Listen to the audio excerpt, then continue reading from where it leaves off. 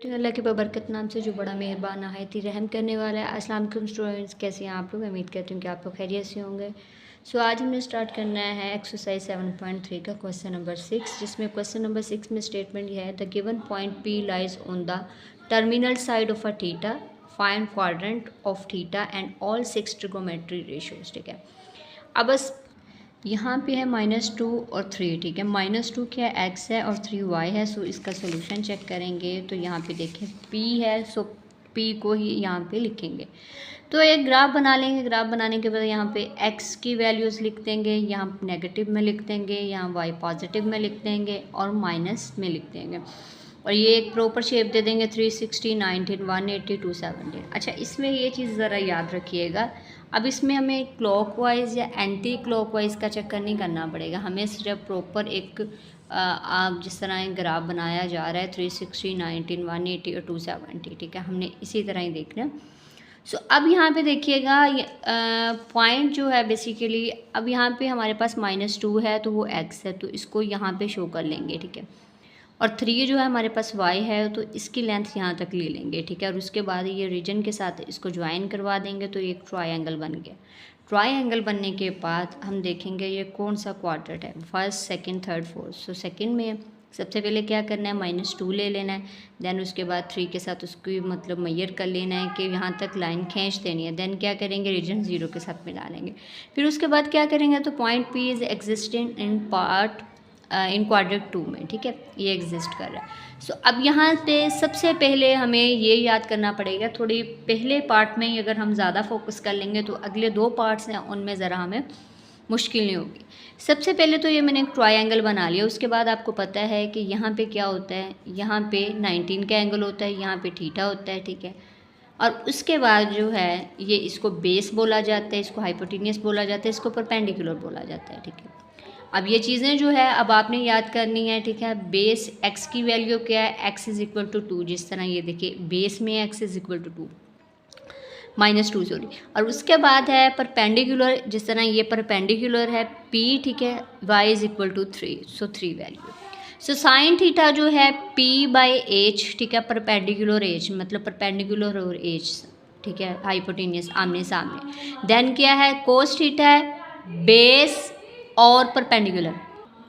Then क्या है, ठीक है, कोस थीटा जो है बी और एच है, मतलब बेस और हाइपोटेन्यूस। पहले क्या है, साइन थीटा परपेंडिकुलर हाइपोटेन्यूस है, फिर बेस और हाइपोटेन्यूस है। और टेन थीटा जो है वो है परपेंडिकुलर और बेस। ठीक है, अब यहाँ पे आप इस तरह याद कर सकते हैं कि साइन थीटा जो होती है ये दोनों आमने सामने होता है। कोस थीटा जो होती है, ठीक है, वो कहती है सॉरी बेस परपेंडिकुलर को हाइड कर लीजिएगा। देन ये 2 चीज़ें हैं। ठीक है, और उसके बाद जो है, ठीक है, हमारा टेन थीटा जो है बेस और परपेंडिकुलर बेस है। ठीक है, अगर ये आप 3 चीज़ें आपको याद होगी, बाकी इनका उल्टा है, इनको बोला जाता है ट्रिग्नोमेट्री रेशियोज। ठीक है, सो कोस थीटा एच पी है। ठीक है, मतलब कि एच अपॉन परपेंडिकुलर हाइपोटेन्यूस पर अपॉन परपेंडिकुलर। आर वाई इसलिए लिखा है कि पी के सामने क्या है जी, परपेंडिकुलर 3 है, एच की वैल्यू क्या है, आर है। ठीक है, और उसके बाद एक्स की वैल्यू बेस, ठीक है, आर की वैल्यू एच। सो इस तरह करके y और x। ठीक है, अब इनको उल्ट कर लेंगे। कोस थीटा एच पी है, मतलब उन्हीं के उल्ट है ना, जिसे रेसिप्रोकल कहते हैं हम। h/p है, h/b है, b/p है, और देन क्या है ry rx xy। ठीक है, जब ये चीज़ें आपको क्लियर हो जाएंगी, आगे नेक्स्ट क्वेश्चंस करने में आपको आप ये 3 चीज़ें बस याद कर लें, बाकी इनका उल्ट जो होगा आप खुद देख सकते हैं किस तरह बनता है। ठीक है, अच्छा, अब यहाँ पे क्वेश्चन ये है कि एक चीज़ हमारी मिसिंग है। कौन सी मिसिंग है, हाइपोटेन्यूस। ठीक है, अब यहाँ पे जब एक चीज़ मिसिंग होती है तो वहाँ एक ही चीज़ अप्लाई होती है।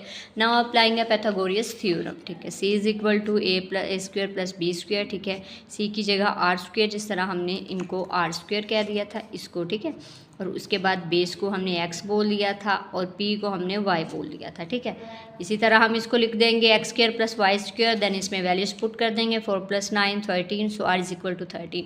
अब हमारे पास a की भी वैल्यू है, b की भी सॉरी x की भी वैल्यू है, y की भी वैल्यू, इवन r की भी वैल्यू आ गई है। अब इनमें हम प्रॉपर वैल्यूज़ को पुट कर सकते हैं। साइन थीटा है, ठीक है, 3/13 है। 3/13 क्यों है, ठीक है, अब आपको पता है y हमारे पास क्या था। ठीक है, y हमारे पास परपेंडिकुलर था और उसके बाद हमारे पास 13 क्या था, हाइपोटेनियस था 3/13। कोस थीटा जो था -2 मतलब हमारे पास बेस थी, और उसके बाद जो है 13 हमारे पास क्या था, हाइपोटेनियस था। टेन थीटा जो था 3 हमारे पास क्या था, ठीक है, ये था हमारे पास परपेंडिकुलर, और उसके बाद 2 हमारे पास क्या था, बेस था। अब इनको उल्ट कर दीजिएगा, ये 13/3 आ गया, ठीक है, 13/-2 आ गया, -2/3 आ गया, मतलब इनको उल्ट कर दिया। जब ये चीज़ें आपको क्लियर हो जाएंगी, इनको उल्ट करने में कोई मसला नहीं होगा। सो अगला क्वेश्चन है हमारे पास -13 -4। वो ये ग्राफ बना लिया। ग्राफ बनाने के बाद आप देख सकते हैं, ठीक है, यहाँ पे अब यहाँ पे देखिएगा, ये जो है -3 है और -4 है, ठीक है, मतलब ये नीचे ग्राफ बनेगा। तो आपने क्या करना है, ये जो लेंथ होती है ना, ये -4 के इक्वल कर देनी होती है, और ये इस तरह खींच के लेके आनी है, और ये 19 का एंगल बन गया। अब एक्स और बेस पे हमारे -3 है, तो फिर हमने आर को ही फाइंड आउट करना है। अब हमारा है किस क्वाड्रेंट में ये एग्जिस्ट कर रहा है, so the points B existing in quadrant 3 में, ठीक है। अब now applying Pythagorean theorem, c² = a + b², ठीक है। वैल्यूज को पुट करने के बाद इसको पता है आपको 25 is a perfect square, so 5 is a square, so sin theta y/r -4/5 आ गया, ठीक है।